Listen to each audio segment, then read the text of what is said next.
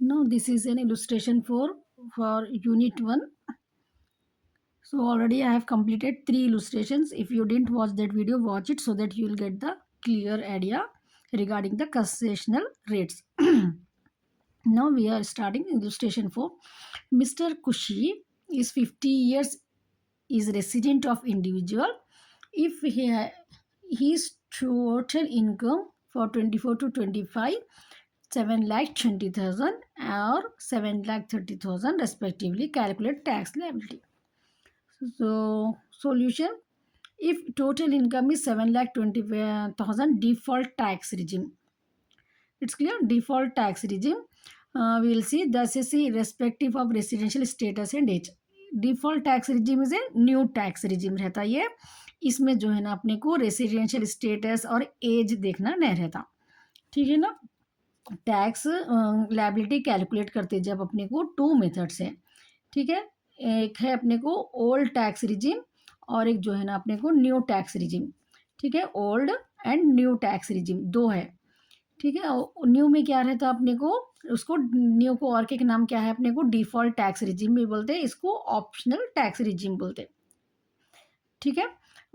इसमें क्या रहता है अपने को, स्लैब रेट्स रहते और यहाँ पर रेसिडेंशियल स्टेटस और जो है ना एज देखने का रहता अपने को. एज में जो है ना अपने को 3 कैटेगरीज के रहते. ठीक है. जो लेस देन 60 ईयर्स रहते उनको नॉन सीनियर सिटीजन बोलते. जो 60 मोर देन 60 और 61 टू 80 जो रहते हैं उनको सीनियर सिटीजन बोलते. 80 से अबाउ जो भी रहते ना उनको नॉन सुपर सीनियर सिटीजन बोलते. ठीक है. तो उनके फ्लैट रेट्स जो है ना अलग अलग रहते. बेसिक एग्जम्पशन जो रहता ना उन लोग को अलग अलग रहता. 2,50,000 रहता, 3 लैक्स रहता, 5 लैक्स रहता. ठीक है. बेसिक एग्जम्पशन उन लोगों के रेट्स के हिसाब से अपने को टैक्स लायबिलिटी मालूम करना रहता. तो यहाँ पर अपने को फर्स्ट अपन डिफॉल्ट टैक्स रिजीम से मालूम कर रही है इलस्ट्रेशन में. तो SSC irrespective of residential status यानी बेसिक एग्जाम्पशन 3 लाख है इनकी. तो फर्स्ट 3 लाख ये 4 कॉलम्स रहते हैं अपने को. Income slab, income, tax rate, amount. तो फर्स्ट 3 लाख को 3 लाख इनकम हो रही ना उनकी, टैक्स रेट नील रहता, उसको टैक्स अमाउंट भी नील आ जाता. ठीक है. 3 लाख 1 से 7 लाख तक डिफरेंस निकालना ये. ठीक है. यहाँ पर जो है ना अपने को डिफरेंस निकालना रहता है. ये 3 लाख 1 से 7 लाख का मतलब 4 लैक्स. ये 4 लैक्स पे जो है ना इनको 5% कैलकुलेट करना रहता. टैक्स 5% रहता 4 लैक्स पे 20,000. उसके बाद 7 लैक्स 1 to 10 लैक्स बोल के है ना. लेकिन अपने को क्वेश्चन में पहले 7,20,000 है अमाउंट. तो अपने को क्या करना रहता है, 7 लाख 1 से 10 लाख के बीच में आता ना 7,20,000.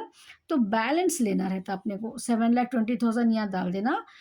ऑलरेडी 7 लैक्स तक अपन कैलकुलेट कर लिए तो 20,000 बैलेंस डालना रहता यहाँ पर. ठीक है ना. तो ये बैलेंस 20,000 पे 10% 2,000, तो टोटल 22,000 आ गया. अब यहाँ पर calculate tax payable on total before rebate under section 22,000 आया अपने को.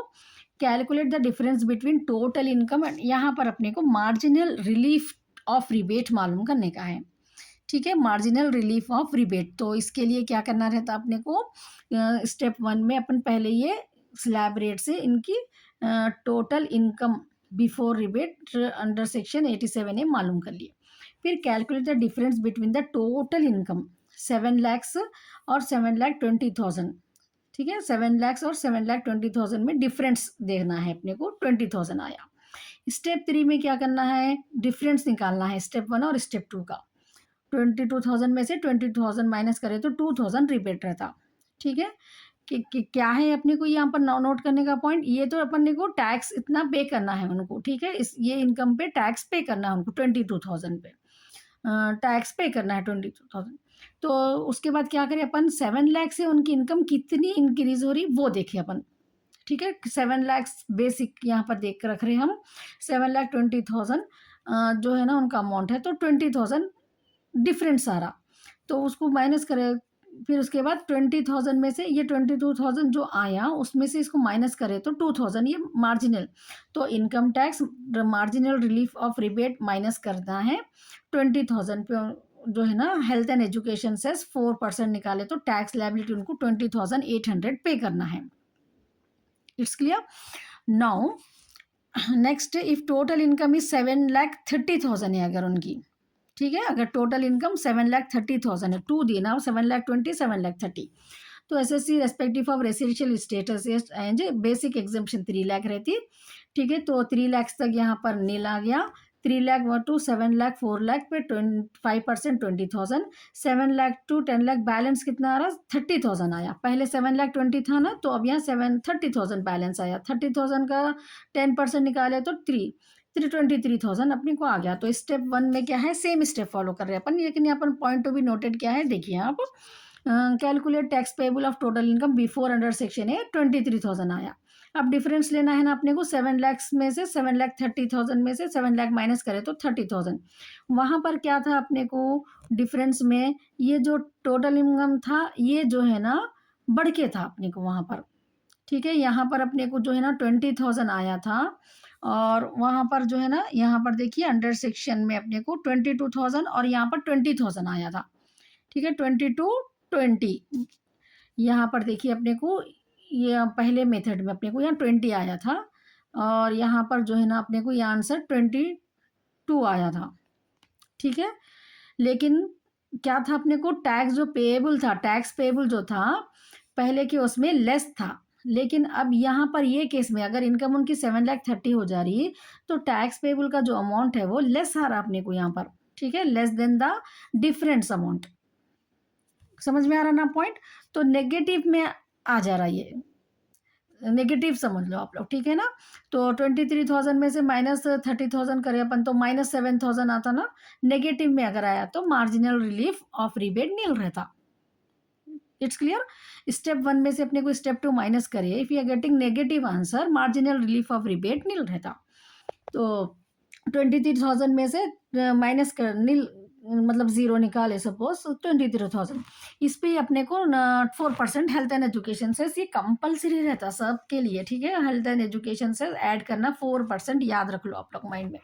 23,000 पे निकालना है ये अपने को, 23,000 into 4%, 4/100, so we will get it how much, 920 we will get it. तो 23,000 में 920 ऐड करें, 23,920 टैक्स लायबिलिटी आ रही है अपने को। 7,30,000 इनकम है तो उनकी 23,920, अगर 7,20,000 है तो 20,800। मार्जिनल रिलीफ ऑफ रिबेट यहाँ पर अपने को अला लेस करें हम, क्योंकि यहाँ पर जो टैक्स पेबल था उनका टोटल इनकम पे 22,000, ये जो है ना ग्रेटर था डिफरेंस से, ठीक है ना, समझ में आ गया। मार्जिनल रिलीफ 7 लाख आया तो कैसा करना, 7,30,000 आया तो कैसा करना है। So tax liability 23,000 is less than है इंक्रीज इन इनकम से 30,000 से, सो marginal relief of rebate is यहाँ पर जो है ना अलाउड,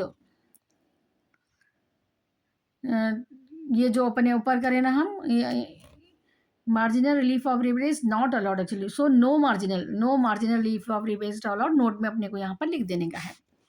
It's clear no?